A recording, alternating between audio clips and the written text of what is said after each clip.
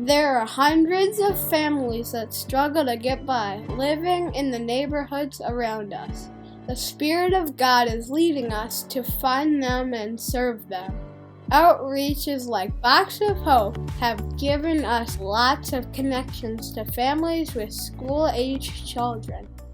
We're working to find connections to the hundreds of other families that still need help.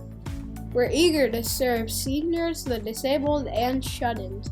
We're delivering a few hundred hot meals to them on November 21st. It's time to respond to all the ways the Holy Spirit has been leading us. We need you to join us. Help us gather, cook, prepare, pack, and deliver.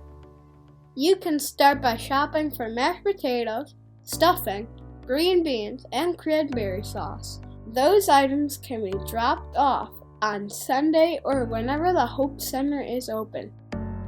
Let us know all the ways you want to serve by filling out the form on the Lumber City Church app or visit the homepage of lumbercitychurch.com.